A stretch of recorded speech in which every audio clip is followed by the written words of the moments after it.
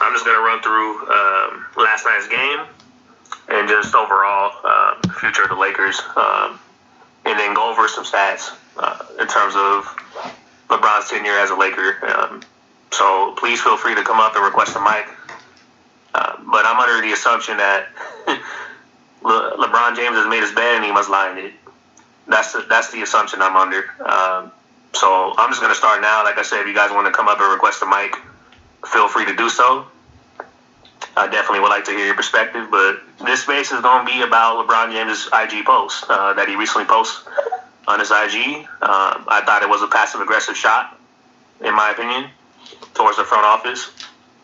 And in his IG post, which I'll post up to the billboard here shortly, but in his IG post, he had a picture of him dunking against the Denver Nuggets, and the caption read, "How long will you be taken for granted?"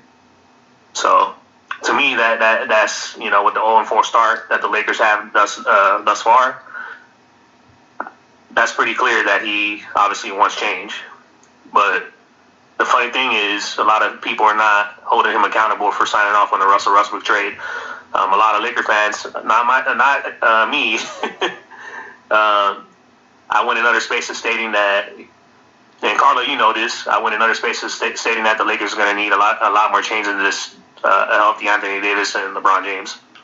So I'm not in that crowd. I want to put that out there, being that this is a recorded space. But yeah, I know that the Lakers are going to need more than a healthy Anthony Davis and LeBron James. Their main issue is that they lack wings and they lack shooting. And with a healthy LeBron James and Anthony Davis, that's not going to shore up their issues on that end. So that's an issue. That's a major issue. Their defense is their top 4, top 5 in defense, but Anthony Davis and LeBron James can only do so much. AD playing at the 5 is an issue. He kept grabbing his back, wouldn't get back in transition. Same thing with LeBron. He was complaining a lot for fouls, wouldn't get back in transition, and then that's when the Nuggets started to make their run. So it's right there. They have some intangibles that they need to move forward, but they lack wings and shooting. If they were to adjust their starting lineup, I've been saying this, Chris, the brother Chris, who runs spaces as well, shout out to Chris, has stated that JTA should start. I said that from the jump. The Lakers need a wing. Sure, he can't shoot, but he can defend. You're going to need versatility, and you're going to need to take pressure off LeBron James defensively. And JTA can do that, certainly. So the Lakers have big issues other than just shooting, but they have wing issues. And if they're to make the playoffs at this point, my prediction in the 60 was looking foolish, looking mighty foolish. But let's just say hypothetically they make the playoffs, they're going to get exposed with playing Pat Bev at the 3 position. I couldn't believe Rob Pelinka stated in the off-season press conference that they had at media day that he views Patrick Beverley as a 3-and-D player. Like you're not going to get away with that if you play elite wing players such as a Jason Tatum, such as a Jaylen Brown, such as a KD, and the list goes on Kawhi Leonard, Paul George. Like they're going to expose you. Because Patrick Beverley, he compensates for his size by playing more physical, and he's going to get in foul trouble. So then you're going to have to come over and double, and if teams can shoot and we can't shoot, that's it. That's ball game. So it's crazy, man. But you made your bet. You got to lie in it. You signed off on Russ. They had a trade on the table for Buddy Hield, and the Lakers pivoted to opposite direction. But I'm gonna go to Carla. And then I'll go to Rohan after. What's up, Carla? Hey, what's up? No, I want to know something because we were talking about this in another space, and shout out to your space, shout out to you. I think you're dope, so I definitely encourage people to come up and speak and give your perspective. But we were talking about this yesterday, and who wanted? Did LeBron want Russ to come, or did he want someone else and they denied him? Because I wanted to know. We were talking about that yesterday. Yeah, so what happened, to my knowledge, they recruited Damian Lillard. Right. And by they, I mean LeBron and AD. Damian Lillard stated that he wanted to be the Kobe Bryant of his organization for Portland, and so he didn't think it was going to work out. Right. I've been me and Nat, like we've said it in your spaces before, like we believe that Damian Lillard has he's got to stick to that brand type of philosophy because he doesn't want to be painted as somebody who ran from the grind to take the easy way out. He doesn't want to be in the shoes of KD. And so he said no. And then the Lakers had Buddy Hield trade on the table when he was a Sacramento King before they traded for Tyrese Halliburton for Indy. And then in the process of that, LeBron James recruited Russell Westbrook. I think he went to his house or Russ came to his house, either way. And after that, he convinced Russell Westbrook to request a trade from the Wizards to the Lakers, and then the rest was history. So that's what happened. Oh, okay. Yeah, I just wanted some context to it because I don't like speaking on stuff and I don't know what's going on. But the thing about it is, to your point, like it never would have worked. Like putting Russ on the Lakers never worked from the beginning. So everything that happens now is just the result of including him on the team. The roster construct been bad. I just think overall, like LeBron got the chip. I think they need to move AD. If you want to be honest, I say break the whole team up and start over. Because my thing is, I don't think AD is healthy now, right? AD is healthy. They said, okay, we're waiting on a healthy AD. And I'm not denying who AD is, but the thing is, I don't think, to your point, it's enough. LeBron and AD is not enough with the caliber of people they playing over West. Like, I don't even see them making the play-in. Maybe, I don't even know if they're going to make the play-in. So, I just think overall, LeBron is one of those type of people that he'll say shit and then he'll deflect or he'll try to say something that act like he never said it. But just be a man and just say what you mean. Because I still give him a percentage of this being his fault. Because I think he had to say so in it. I agree, and watch is probably going to be about the pundits, about him, his father time. I guarantee you when they ask him about the IG post, he's going to pivot to some bullshit like that as opposed to saying, yo, this team sucks. I want shooters around me. Like, he's made passive-aggressive jabs in post-game saying that we don't have lasers on this team, meaning we don't have knockdown shooters, stuff like that. So, it's going to come a point in time to where he's going to continue to take sub-cell jabs like that. But yeah, I'm looking at the free agency list next year, and the fact that the rumored trades with Charlotte and Spurs and shit like that, I'm not convinced, and I've been saying this, and a lot of Laker fans have given me flack. You know how it is, like that's. I'm speaking for myself. I'm not trying to sound cocky, but I would say that based on other fans I talked to from different fan bases and spaces I participated in, I would say I'm probably one of the most objective Laker fans out there. Insane Laker fans. Yeah. That could be objective, and I'm just gonna take the heat. I was accused in other spaces. I'm not gonna name those spaces, but of not being a Laker fan and stuff like that. Like I've said, for example, the Clippers have a better team than the Lakers, and I was accused of being a Clipper fan or a closeted Clipper fan, shit like that. So it is. Yeah, that is what it is. That be them weirdos that be on that ain't got shit to do but be on spaces. So that makes no sense because you want to look at the overall around the league opposed to just being one of those stands. There's a difference between a stand and a fan. Like your team needs help, so why are you gonna sit there and bullshit just off the strength of fandom? That's crazy. And I've been told y'all last season about the Clippers. I told y'all about John Wall when ain't nobody want him, and I've been shouting him out forever. I said the Clippers healthy is scary. They're mad because the Clippers are looking like the better team in LA. Like, what are we doing? And they can't take it. You know why? Because they talk so much shit to everybody. They've been talking shit. Now I was in a Lakers space the other day. I meant to tell you, and they talk about for real. They really 2-1 instead of 0-3 because they got the best defense. I'm like, why y'all even in here and y'all are caught like saying that shit? Like you 0-3 at that time. So my whole thing is like, stand on it. If you feel a way, just stand on it. Me, you and Nat talk about that all the time. What's up, Dime Dropper? Hey, Shieko, Brooklyn, and everybody else. But I want to hear other people's perspective because I'm sick of the Laker fans, the ones that stands. No question. I appreciate the perspective. I'm gonna go to Rohan. Because he requested, then Nat, I'll go to you, then Zero. Go ahead, Rohan. Welcome to the space. Thanks for having me on.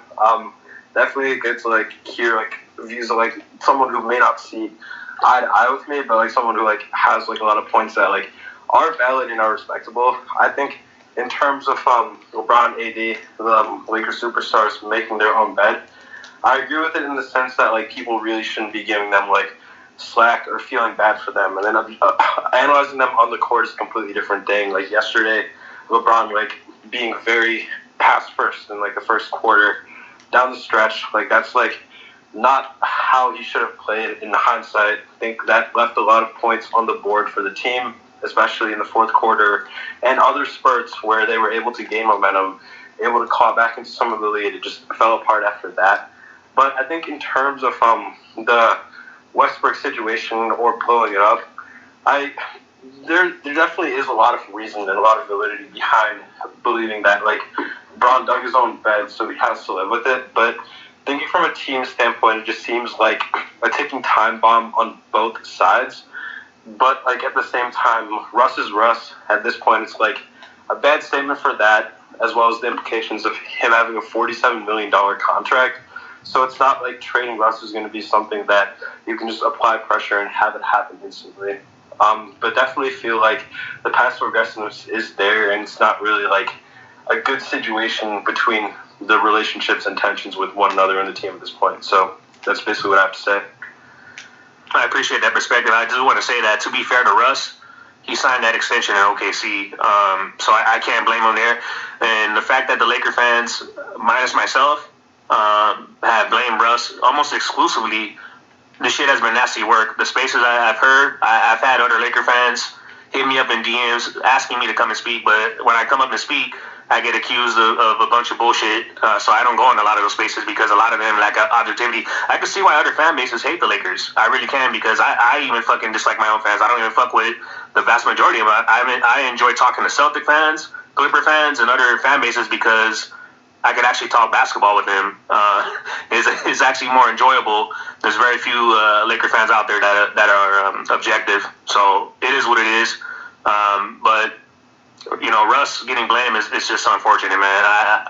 I'm an advocate for his mental aspect, just for him getting out off the team, whether it's traded, whether it's waived or whatever, because the shit that was going on with his family being at games and what he talked about during the offseason, and just saying that his son, you know, seeing all that stuff and the fans heckling his family, like they felt unsafe to come to games, and then death threats, like that shit ain't cool, period.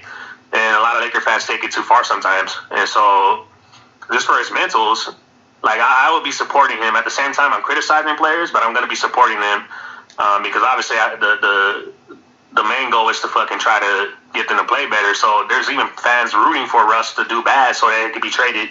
It's actually in the best interest for both the Lakers and himself to play better so they can help them win and increase his trade value. So I just don't get the logic on that for most other Laker fans that have tried to blame Russ. But it's nasty work, man. A lot of these people are going to overtime. You got allegedly clutch paid agents in the media trying to paint Russ as the main guy, you know, the main fall guys. It's really fucked up shit, man, from what I've seen.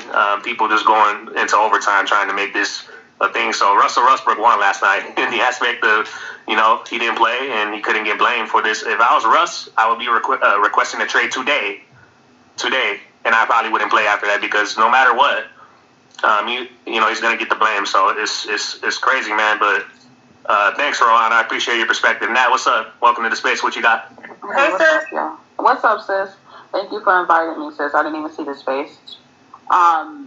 So I've been saying this for so damn long. Like, I think people are afraid to say that, you know, the shit's not working. LeBron is not the guy that he was years ago. I get it. He averaged 30 last year. I'm so happy for you. What is that resulting in? It's not resulting in even getting into the play-in, right? So who gives a shit? You know, and then we're here, you know, this year, you're 0-4. You know, who gives a shit? You know, you got to admit that this is not LeBron when he was 30. This is 37-year-old LeBron about to touch 38. You know, and Anthony Davis is not that guy to command a team and will them to wins. He is very talented, but he is not the guy to build around. And now you're finally seeing it. You know, nobody said AD sucks, but what we're saying is he's not that guy. And that's what you're saying. You're frustrated because now you realize, yes, you got the chip a couple of years ago or 3 years ago, however many years ago, whatever. But now for the future, you're afraid and you're in purgatory because your picks now are looking great for New Orleans. New Orleans is ascending. All those players you gave away are contributing somewhere else, and they look great. Literally every single one of them. Go down the list. You know, they have made a name for themselves. They've been in the playoffs, or they're going to the playoffs, or they're gonna be on another team in the playoffs that actually is better for them to showcase their skill set. So now, what do? You lost still. Russell Westbrook didn't play, so there was no Russ chucking up bad shots. It was the team that everybody else wanted out there with no Russ, because everything is Russ's fault. You know, when everybody else doesn't make shots, it's Russ's fault. You know, when LeBron is not of old, LeBron of old is Russ's fault. Everything is Russ's fault, and that's lazy thinking. You know, if anybody like literally conforms to that kind of thinking, I automatically don't hear what you're saying. Because how do you go from being in Washington, you have a great season, get them to the playoff, the very next season you suck? Bullshit. That's not what it is. He's not on the right team. He shouldn't be there. I guarantee you, this man gets traded somewhere else. You're gonna see him look like 24-year-old Russ or some shit. He's gonna feel so good to get the hell out of LA. And you're gonna miss it. And then you're gonna be looking at him, well, damn, maybe we should have tried something different to put him in the lineup. Nah, he's gone now, homie. He doesn't want to be there anymore. He thought that this would feel good to him. It doesn't. So now you gotta look for trades, and he's gotta go. You know, and the only trade that I see makes sense for the Lakers that maybe they would want, because this team is also in purgatory, is Miami. That's the only trade partner that I think makes sense for you guys. And they'll probably let you snag a couple shooters, and you can stab Kyle Lowry and what's his name, Duncan Robinson, and maybe another piece or whatever, and you swap it for Russell Westbrook, and you'll keep Hero, you'll keep Butler, you'll keep Bam, and I bet you that they'll play better, but y'all will play better, but neither is still a championship contending team. So it's just, we got to be honest with ourselves now, you know, and stop being super fans and say, you know what, they suck. And that's just what it is, you know, but it's not Russ's fault because you suck without him, you know. So I hope Russ gets out of there. I hope he gets traded, and I hope that he gets to flourish for the rest of his career someplace else. Thank you, Nat. I appreciate the perspective. Just to bring things into context, I just want to go over some things with you guys. I'll get to you, Zero, and then I'll get to you, Jeremiah. Chiego, then Jeremiah. All right, appreciate it. Thanks, Carla. So let's talk about a little bit LeBron James' stats last night versus the Nuggets. So LBJ in 35 minutes of play went 8 for 21 from the field shot, 38% from the field overall. Went 2 for 8 from 3, shooting 25% from 3. Had 7 rebounds, 9 assists, and 8 turnovers. So, you know, Russ again was on the bench. So that's pretty bad play. And then check out LeBron's record with the Lakers, man. And I'm talking about this is also the games he played as well. So in 2018, they went 37 for 45, and he posted on his IG activated after he came back from an injury. They still could have made the playoffs. I think there were 4 games under 500. So you talk about that aspect. And then 2029, we already know what happened the bubble year. 52-19, they won the championship. Cool. 2020, they went 42-30. They won the play-in tournament versus the Warriors to get 7th seed, and then they lost in the first round to the Phoenix Suns, and 4-2. Now, I probably will be the only Laker fan to say this on record. This is recorded. I've said this on other spaces as well. I got shitted on. It is what it is.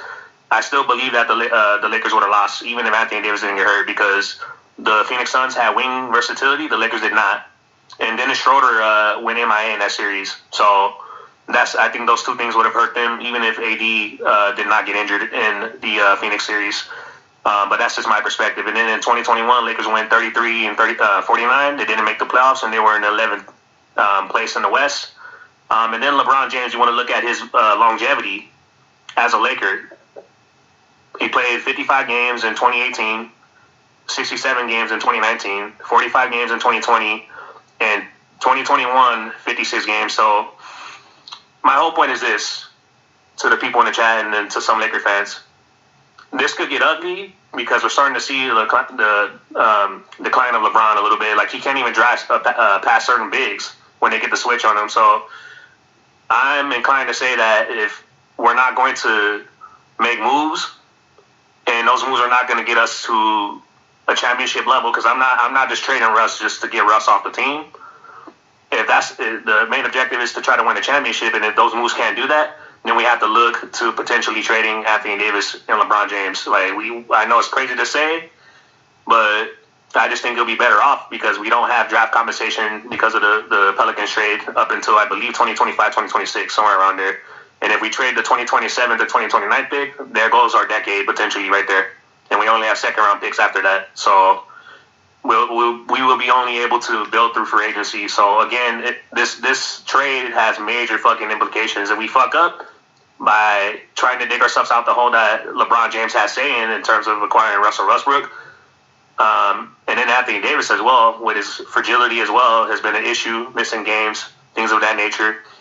We could really fuck ourselves over, and we're looking at about, I would say, anywhere from 4 to 7 years in terms of trying to, get back to, being a playoff team and things of that nature, and potentially winning an NBA championship or being a title contender. So this shit has major ramifications if we fuck up, because we're already in that deep hole. We're already close to, as Nat said, basketball purgatory. So this has to be approached very, very cautiously moving forward. So anyway, I just wanted to provide some context to LeBron James and how he's been as a Laker. I mean, we've had other greater players than him. I put Kareem on top of him. Carla, you know that I spoke on that. I put Larry Bird as well on top of him in my all-time 5 top 10. And so as a Laker, he has not. Like, I can't believe I hear fans say, he's a top 5 Laker. If you can argue that he's probably not even close to a top 10 Laker with his tenure. Like, we've had greater players in Laker history and other players that have done greater things than LeBron James. So it is what it is, but I just wanted to provide some context to his tenure as a Laker thus far. I'm going to go to Zero System, and then you said Chiego was next, correct, Carla? After him? And then Jeremiah? Yeah, Zero, Chiego, then Jeremiah. I appreciate you. Hey, Zero System, what's up, man? Welcome to the space. What's up, man? How y'all doing? Thank you for letting me up here to speak. But where do I start? I'm gonna try to make this quick. First of all, the post that he made, obviously, I think we all know was him being passive aggressive. Basically saying to the ownership, "Hey, make a move, whether it's trade Russ or whatever the case may be." I think we all know that. But if we're just gonna be honest, yes, it is LeBron's. I will say it is LeBron's fault that Russ is on the team. But now that he's here and we saw we have a good sample size of the fit between them three. And this not going to be a Russ bash. It's not going to be that. But we got the evidence now. It's just not going to work. He has to get traded for both parties. For Russ to go be Russ somewhere else, and for the Lakers to have some type of relevance and try to be a play-in team or try to be the 7th seed, whatever the case may be. He has to get traded. It just doesn't fit. Their defense. I mean, I still even think that you still get even given a little bit more time, because to me, like, I'm in a lot of these spaces too, and I see people just freak out. It's just like 5 games in.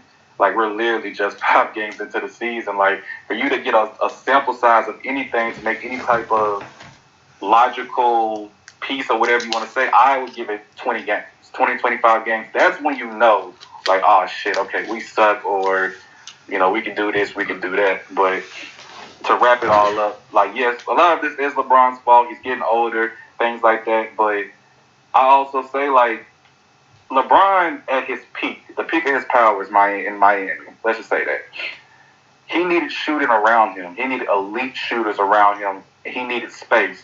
So what the hell do y'all think that he's going to need at 39, 45, wherever the hell that guy is? What do y'all think he's going to need then? Like you're saying now, like, he needs shooters. Like, he needs space. Like you said, he can't blow past people like he could when he was in Miami and Cleveland, things like that. He needs spacing. And so the whole roster is just, it's a nasty roster. They're going to probably start 0-8, but it is what it is. So, yeah, I'm done talking. Appreciate that. No doubt. Appreciate you, man. Appreciate your perspective. I just wanted to ask for clarification. I do agree that judging quarterly is probably best, but I don't think they're going to have enough time for that. I know teams are going to start tanking for Wembanyama and what's his name, Scoot Henderson. So they may fix themselves purposely to, that's kind of what I would wait for. But with LeBron, and then not only that, if you're trying to get to the playoffs, you have to start out 6-4 at minimum, I would say. For your first 10 games. Otherwise, you're really going to be fucking yourself over if you're trying to come back because the West is just too deep. So that's true. When you say wait for 25 games, I just wanted to ask you: are you saying that with Russ, or are you saying trade Russ now? And then go ahead. I'm sorry, I need to cut you off, but that's all good. To be honest, I would go ahead and see 25 games for Russ, but I'm gonna be real. I'm not starting Russ no more. That ship has sailed. And anybody who's up here who thinks that Russ should still be a starter for the Los Angeles Lakers is delusional. And I'm not even trying to be rude. It just is what it is. He cannot start for the Los Angeles Lakers. Like, if y'all watched the game last night, he could not hit a three to save their life. Right? Open shots. I mean, their teams are giving them wide open shots. And no offense to Russ, I promise I'm not trying to bash him. He makes it worse. Like, did y'all not see how Nurkic guarded him on those last 3 plays when they played Portland? That's embarrassing. Russ is a Hall of Famer, and Nurkic really went back into the paint and started laughing when he shot the ball. Like, he makes. I'm not trying to bash Russ. He just makes it work. He just doesn't fit with the starting lineup. He can come off the bench and still put up those numbers he put up last year, 18, 7, 7, and they can rock out like that. But him being a starter, that's over with. It's over with. He just doesn't over fit. with on the Lakers or over with in general? No, now see, now to be honest with you, I think over with for the Lakers. Now somewhere else, I don't know. I really can't tell you. Yes, it's over with somewhere else or not because is the Lakers your team? No, to be honest with you, I'm not a person that's a fan of a team. I do players. I'm not. To be honest with you, I actually hate the Lakers. I'm very honest with you. I hate the Lakers. So I got a question. Welcome to the club, bro. It's all good. I'm keeping it gangster. I hate the Lakers. I'm a LeBron fan. Oh, and a D-Wade fan. Those are the reasons I watch basketball. I watch basketball. D-Wade and LeBron. Those are my favorite players. Oh, Jesus. I got a question for you then. Just to keep it honest. Okay. Well, we're going to keep it all the way honest. How was Russ... okay. Well, we're going to keep it all the way honest. How was Russ so successful, even so as early as Washington? Sure. And triple double season. Right, but why was he so successful? Because he's always, like, newsflash, he's always had trouble, like, shooting threes. He's always had trouble with a jumper. How was he so successful? I actually can have a basketball conversation about that. You know, some people can get, in their feelings about those type of questions. I'm gonna be honest. And I'm not trying to, again, this ain't no disrespect to him, but let's be honest. What is the definition of success?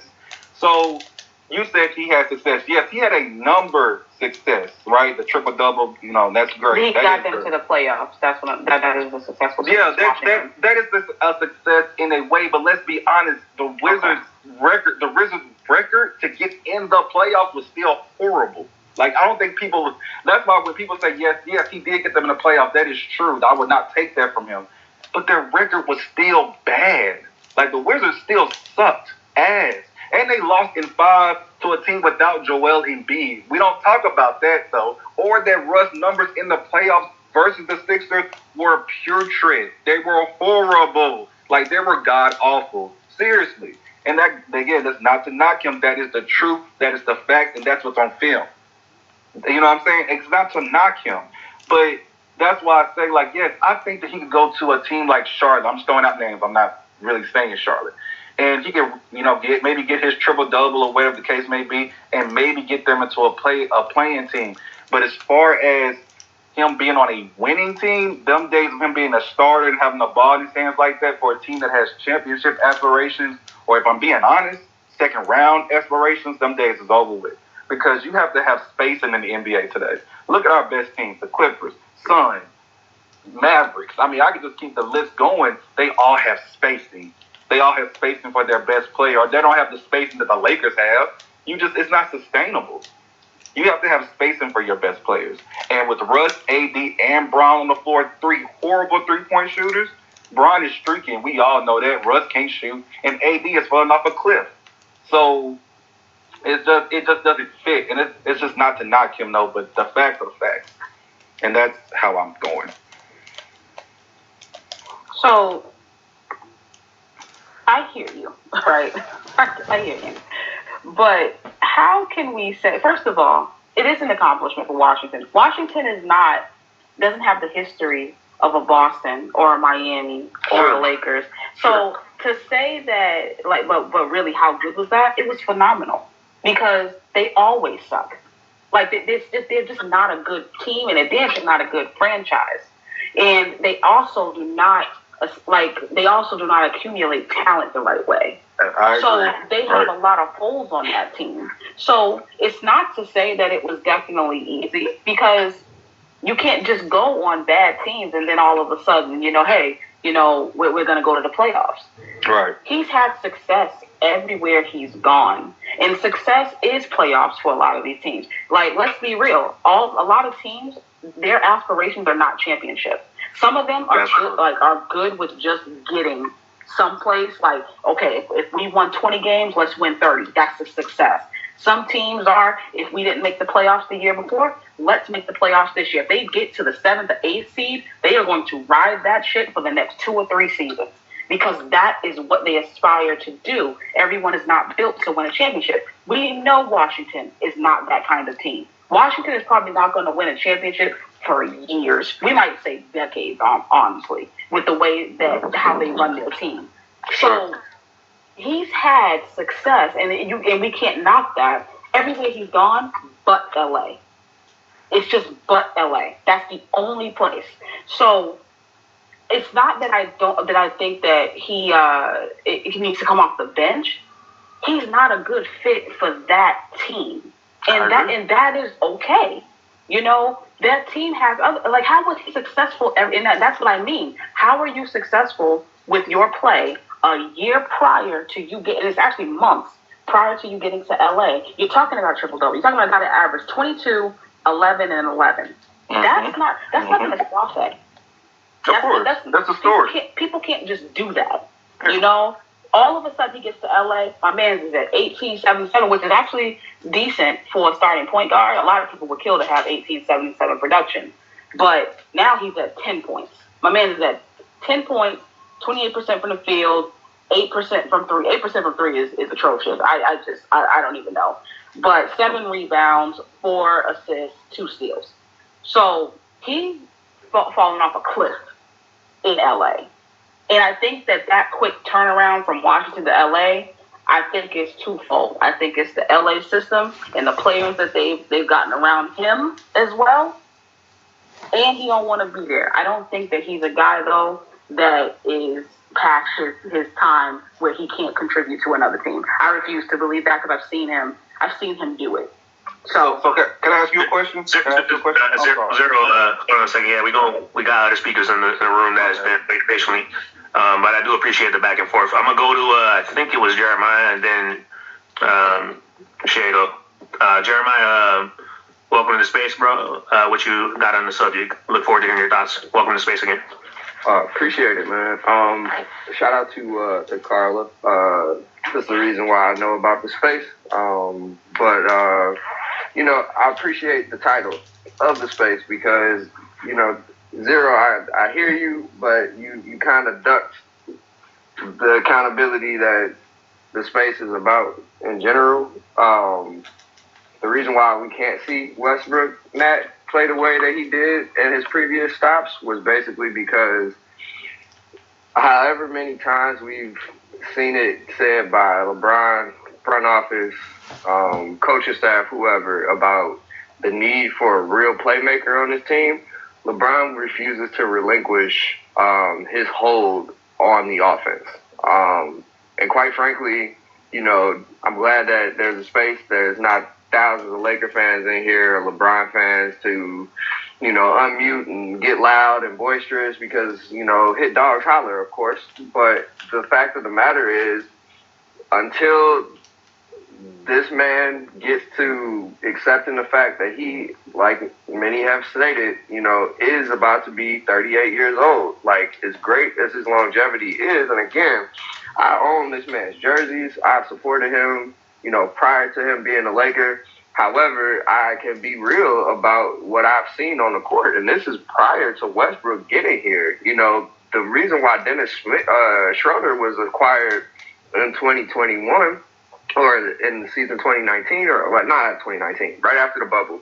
All is a blur after the pandemic. But the reason why he was acquired was because they wanted to relinquish some of those playmaking duties, right? They brought in Rondo for the championship team because they wanted somebody who would be able to set the table so that, again, LeBron would have energy for the fourth quarter so he could be the world beater that he is. However, what we continue to see from him is him not relinquishing, one, the playmaking duties and trying to be the point guard of the team. And then two, we haven't seen him move in a way of which to allow Anthony Davis to be the focal point of the offense. The shot attempts that he's taken, there's no reason why LeBron should be your main person taking as many threes as he's taking. Quite frankly, I don't think the Lakers should be shooting between 30 and 40 threes a night. They're horrible. Play to your strengths. And I know that these are wide open shots. I understand that. But at some point, you have to buck the system. The 2020 team won because they didn't conform to the way that the rest of the league was playing, right? They played a traditional two-set bigs. They played 3D wings and, guards that are good in the point of attack defense. They had a different type of approach. And ultimately, there were enough playmakers on the team where LeBron wasn't needed to do all of that throughout the season. Perfect example, to talk about is if you look at last night, the man had 8 turnovers, right? If that was Russell Westbrook, that would be a headline on every media outlet. And again, it's the passes that he gets. I understand that he's a great. Cool. I'm fine with that.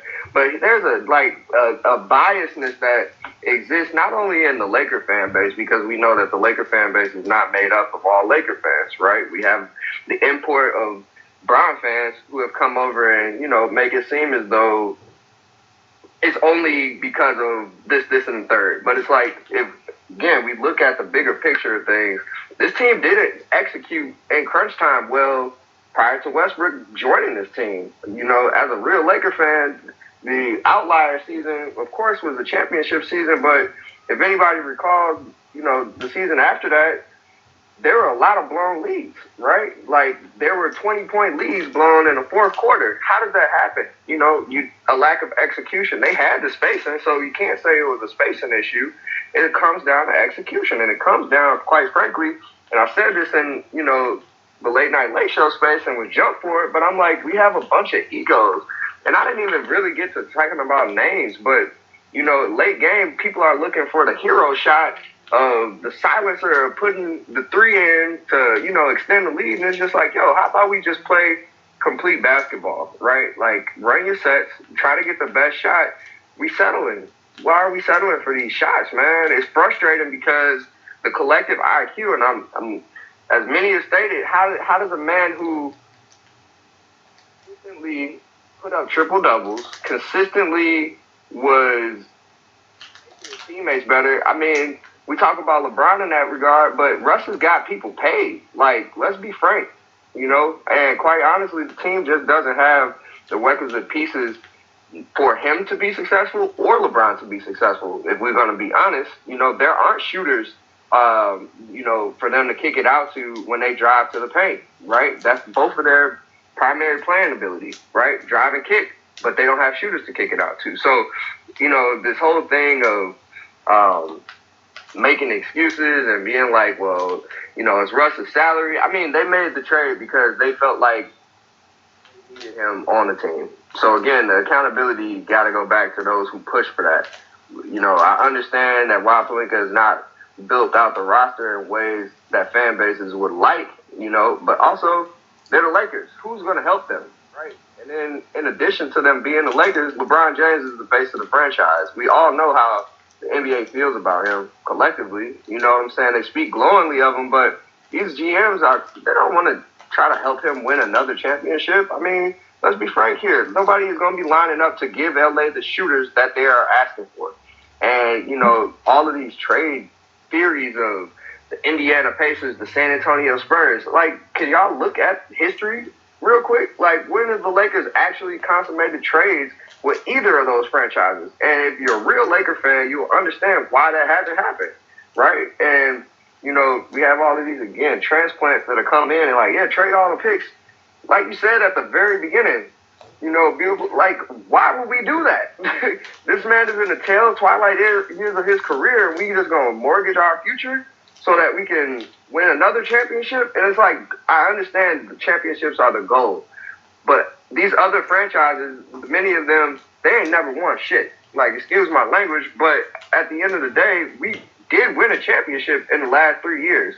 People can discount it or, you know, want to double up on it, cool. But, like, let's talk about how hard it is to win a championship in the circumstances surrounding the NBA in the last 3-4 years just because of the pandemic. You know, we got basketball that is not what we are used to as a fan, as fans of the game. You know, we getting condensed schedules, we getting condensed off seasons, we getting, you know, teams that are putting 5 to 6 players who probably shouldn't be in the NBA. You know, the G League call-ups, the 10-day contracts. Like, it was just bad basketball that we are witnessing. But at the end of the day, man, we got to be honest. You know, if you're a Laker fan, you know the truth. Like, we haven't ever really played well in crunch time. So for everybody to point out, oh, Nurkic is off of Westbrook. Okay, run sets of where you have counters put in place. Like, these are the smartest motherfuckers on the planet when it comes to basketball. Like, LeBron James is a basketball savant, right? Like, we have to lean into some of those things. AD, there's no reason why he should have one post touch, one shot attempt in 4 quarters. Like, I agree, Jeremiah. Great points, man. Just real quick, not to interject, but the brother had 10 points in the third quarter, bro. There's no way he should not be touching the rock in the fourth quarter, and I gotta place that on LeBron James because he's the main ball handler, and he's not getting his teammate the rock. Then I have to place blame on him in regards to ball distribution. So I agree, man. Everything you're saying is facts, and then on top of that, just to add, Rob Pelinka is not liked throughout the NBA. That's why Kevin Pritchard tried to fleece the Lakers when before Paul George got to the Clippers, by asking for the house and the kitchen sink and all that stuff. And Popovich sure as hell ain't going to help the Lakers because of the fact that he bitched about the CP3 deal that was vetoed. Yep, and the Powell trade. So you have that. You know, it's just crazy, man. It's just, you know, it's gonna be tough. But I'm not willing to trade 2 first-round picks of the last decade just to get barely better if it's not going to lead to championship contention. So, but yeah, man, I appreciate the perspective. I'm gonna have to move on to other speakers. You have anything else to wrap it up, like in 30 seconds or so, if you want to finish off? Yeah, I land with this. You know, as a fan base, you know, we have looked at 20 games, and I'm like, yeah, I agree with you. There's no chance they can wait 20 games. And for the sake of the franchise and for Russ, because, you know, anytime you say anything positive about Russ, you label a stand. But it's like, I'm a fan of the game. He's been a great player throughout his career. We know what his warts were. So it's just like this.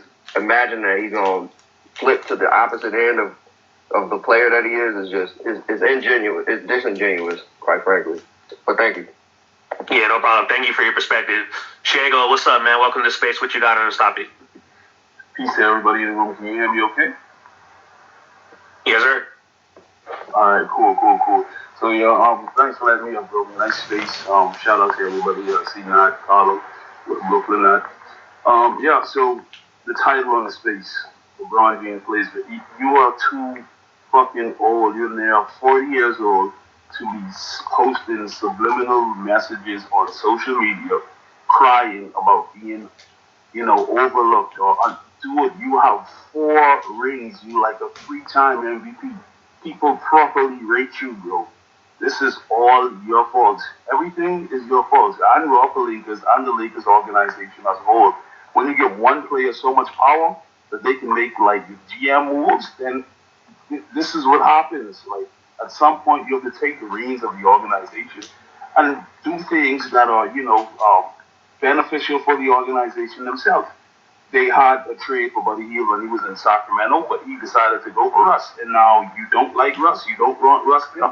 Well, free Russell Westbrook. I think he's still a good player. He probably capable of putting up 29 and 9 on a different team. It was beautiful basketball last night when LeBron had 8 turnovers and Russell Westbrook shot. And they can't blow it up because they don't own any picks and they don't build organically, so there's nothing they can do. Appreciate you, man. It's always good to hold people accountable, and it doesn't matter. Nobody is above reproach when it comes to accountability, and that includes LeBron James. So, it's not that I have issues against LeBron James, but I'm going to hold everybody accountable. That includes AD with his fragility, because I do say that injuries are a part of the game and being able to come back from it. And a lot of the Laker fans in different spaces, they kept saying, a healthy AD, a healthy Bron is all we need, but that just hasn't been the case. We're 0-4 right now, so, they could say whatever they want to say, but we got to go to the objective facts. But I appreciate you, Shago. Rohan, what's up, bro? What you got? Yeah, I was going to say that, I think regardless of, where you see, LeBron James on, an all-time scale, for transparency, that's another conversation. I think, at least from my perspective, I have him, as a Mount Rushmore player with, the likes of Bill Russell, Michael Jordan, Abdul-Jabbar, but, I think analyzing him as a Laker and analyzing, his career, two different things, and, aging and, Father Time, no matter, how much, he's going to, promote it as, PR, regardless of the scoring record, being, maybe the best, year 20 player, although that's really not saying much. No matter, what, that, narrative is, it's very clear that, regardless of the stats, I've been saying this even last year, it's evident that he's declining and he's dropping off as a player. So, with that, I think, even, I'm not, the biggest fan of JJ Redick's basketball views, but at the same time, he did mention about, the Heat and Cavs having better rosters built around him, but you have to give Bron some of that flack for signing off on the Westbrook deal, knowing that knowing the financial implications of it, and because of that, having the natural handicap that is coming with the roster. But once again, looking more at the basketball play, it's pretty clear that LeBron is declining, and because of that, he's got to do something to adapt his game in order to perform better. Because even with his facilitating being good at times, with how good he sees the floor, him being able to create advantages for his teammates, run a lot of sets in the half court, which running sets as opposed to just playing hero ball yesterday was night and day difference, and that's been a trend throughout the season in terms of assessing the Lakers offense, although they are by far statistically the worst in the league right now. So if he wants to impact winning, I think it's clear as day his impact on winning games is down. There are changes that he has to make in his game with or without Westbrook.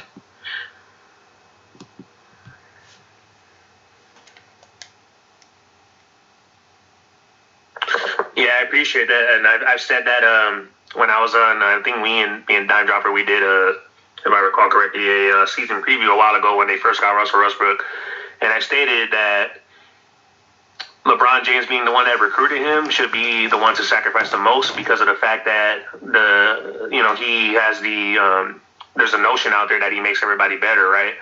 Every player that he plays with, which we know, some of us know, I shall say, know that that's not true, unless you cater to his system, unless you're, somebody 6'6", 6'7" and above that could, do the duties of a 3-and-D type of guy. And so I said that LeBron should go more in the post, because he actually plays pretty solid in the post. I mean, since his second year with Miami, he's done pretty well in the post. He should play as the off-ball cutter. He should set more screens, when the Lakers ran more pick and roll, heliocentric type of offense with Russ and LeBron. They were pretty successful. The problem is it was a short sample size, but when they did it, they were pretty successful in that action. And so, he should have been doing stuff like that and allowed Russ to handle the ball more. I didn't understand why. It didn't make any sense to me, to be honest, because you have a pretty solid player that can still distribute, and LeBron's getting up in age, him creating offense and then exerting so much energy, he's not going to be able to play a little bit of defense. And then when it comes to the fourth, he's going to gas out if he's trying to create so much, because he has to exert so much more now that he can't blow past players now as much as he used to. So it's an issue. And I thought in terms of that offensive aspect, he could have made some adjustments in that end because he's actually a better shooter. I mean, it's a problem that he was one of our better shooters last year, but shooting at 38% from three. But he can play off the ball a little bit. He can play in the post. So I thought he should have been the one to sacrifice a little more, being that he's the greater player. So Rohan, I think you made good points earlier. There was one other. Sorry if I'm interrupting anyone, but there's one other thing that I thought of. Like, it's very weird that, like, in spite of him, like, at the later part of his career, I think, like, maybe since Sexton Cleveland onwards, really mastering and getting far better at the cerebral playmaking, like, facilitating and controlling the flow of game part of basketball. It's very weird that, like, he doesn't know, at least based off of, like, objectively watching the game yesterday, that having, like, careless turnovers and, like, not, like, really being passive, like, not being determined about, like, the play you're going to make for yourself or the play you're going to make for others, that, like, bad offense and recklessness leads to bad defense because you're automatically going to be in a disadvantage getting back in transition, and you're going to be far worse of a defense rather than, like, dribbling out the shot clock, and in that case, like, having a contest where you're going to be getting back at the same speed as the team, and you're going to, like, be getting set and making them earn their buckets rather than having, like, one of the best players and one of the best outlet passers and passers in general in today's game in Jokic be able to, like, dissect every opportunity he gets off of your team's bad offense. Now, well said. I actually wanted to run through before Jeremiah. I don't know if you want to come up, but I just want to run through some names on the free agency list, and then perhaps you guys could speak to that because I think the Lakers, again, if they came in and trade their 2 firsts for Buddy Hield and Miles Turner, I don't think that's going to be enough. I still think they lack wings, and I still think they can get the same type of players, if not better, in free agency in 2023. So if the trade or a trade doesn't make them a title contender, I would say, I hate to say this, but I probably would say you got to punt the year, man. I know that's not popular to say, but it might be best because you don't want to make a move out of desperation. But you could essentially get the type of same players that you're getting in Buddy Hield and Miles Turner in free agency of 2023. So here's the 2023 list. I'll just run through it real quick, and then I'll get your guys' thoughts on this. So you have Kyrie Irving, who probably is the only game changer in this free agency list, but, you know, he's had his problems, of course. But we already know he's a bucket, and he has history with LeBron James. And in the LeBron James system, you either need shooters or a shot creator that can bail you out, and he could do that. You have Bogdanovich, Al Horford, Steph Curry, Nikola Vucevic, who's an all-star, big man.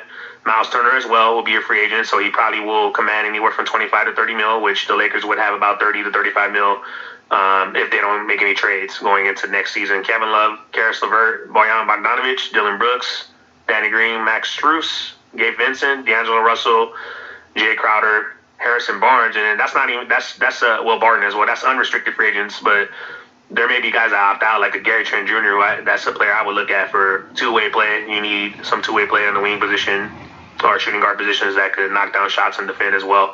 So I'm looking at that. I'm looking at that type of list, and I'm convinced that next year will be better, you know, waiting off for them and using 30 to 35 mil to get at least 2 of those players as opposed to trading for Buddy Hield and Miles Turner. I keep talking about this, but I've stated to other Laker fans in other spaces because they're saying trade for Miles Turner. But the crazy thing is, Miles Turner has, for the last 2 seasons, played 50-game consecutive seasons, and the Lakers have been decimated by injuries for the last 2 years. So if you trade for him and AD goes down, there's more pressure on him.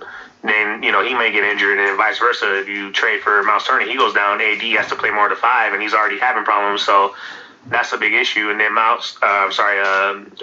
Buddy Hield is a one-dimensional player right now. Like, nobody's even watching, I guess, the Pacers. Like, I talk to Laker fans about this, like, because I watch other teams other than the Lakers, and Benedict Mathurin for the Pacers has been outplaying Buddy Hield. I believe he's a rookie. I think he went 7th in the draft. He's been outplaying him. So to trade 2 first-round picks for those guys would be a mistake, in my opinion. Even with LeBron making them better, I just don't think. I'm not convinced that, you know, they're going to lead to a championship, but perhaps maybe 2nd round, maybe even 3rd round in the West, and possibly a 5th seed, but who knows?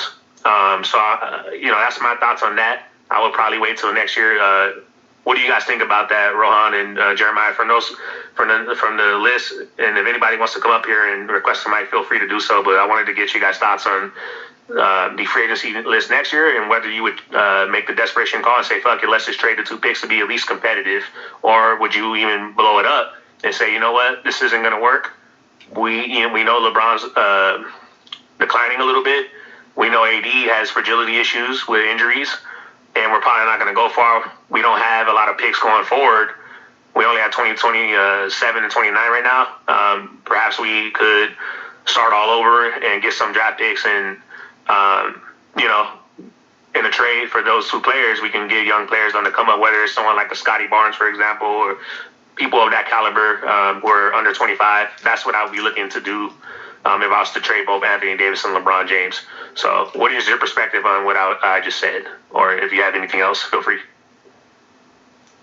For me personally, I think that the biggest issue with this franchise is the shortcut maneuver that they've tried to go by of, very obviously the league has moved away from the super team thing.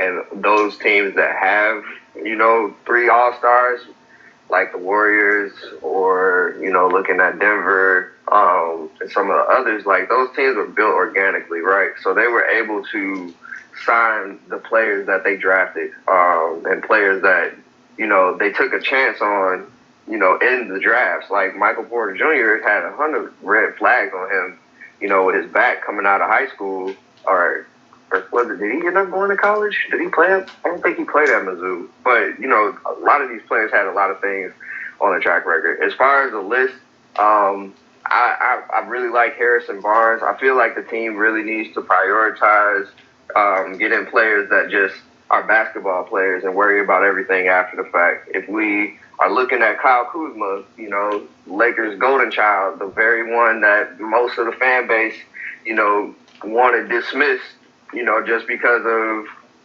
things off the court with, whatever, his marketing and some of the hair choices that he decided. Like, we got to also remember he was playing behind LeBron and Anthony Davis, essentially, and again, like I said earlier, if you are a star player like LeBron and, you're not willing to step back a little bit so that these other young players can at least figure out how to play, then you limit them. And now look at Kyle Kuzma in Washington. I would kind of put him right up there with Beal as being the most important players on their roster. And everybody wants him back. So I think there's potential there, but as far as like breaking up whatever cap space we have, they honestly need to just, forego this whole thing of looking for the star free agent every other offseason and just build out a team, right? When we signed Kuzma to his deal, when we signed KCP to his extension, I thought that was, signs that, all right, they got role players that they have some faith and trust in that will be here to grow. They have championship experience now. Let's keep them here and just add on, but this microwave society we live in, is just looking for the next big hit. So I don't really, outside of like Harrison Barnes, I don't think that Kyrie is a realistic option. So quite honestly, if he really wanted to be here, I would have felt like he would have tried to force a trade in the offseason. But because he didn't, and I don't think there's any real reporting that like he was pushing to be in LA. Most of it was just hearing that LeBron was pushing for it. So it's just like we don't even know if he really wanted to be here in the first place. So to put all the eggs in a basket of saying, well, we just gonna sign Kyrie in the offseason, we'll be straight. Like you said, AD hasn't been able to play consistently. Miles Turner ain't been consistent. Buddy Hield one-dimensional, and what happens if he go on a cold streak under the bright lights in LA? Kyle Kuzma tweeted that last night. The shooter's curse. Most shooters that came to the Lakers for a long time has been like that for 10, maybe even 10, 15 years now. Hey, a lot of them lose their shot. I would honestly say my entire life of watching the Lakers, elite shooters come here to die. Like, I don't know what it is. It might just be the lights, and the expectations of playing for Los Angeles, cool. But, like, at the end of the day, Like, these great shooters are not as great when they come to this team. And that's fine. You know, we've still been able to win championships regardless. But it has to do with the makeup of the team. And like you stated earlier, a lot of people don't want to deal with Rob in front offices because they own this thing. You know, the Aaron Mintz situation with CAA, you know, with D'Angelo Russell, Julius Randle. Like, when you deal with players and that, like, think about that first year LeBron was here, right? Those players were used, their names were in trade talks throughout the whole regular season, and then LeBron got hurt, right? The team was playing well until he got hurt, but then, you know, let's trade him for this person, let's trade him for that person. Julius Randle, you know, he's always had an attitude, but, like, when you don't treat players in a way that, you know, they want to be treated, that does bring a certain amount of disdain. And I'm, you know, I hate to say this, but I'm like, how many young players or up-and-coming players, not even just young players, young stars, if you will, would want to come play next to LeBron after seeing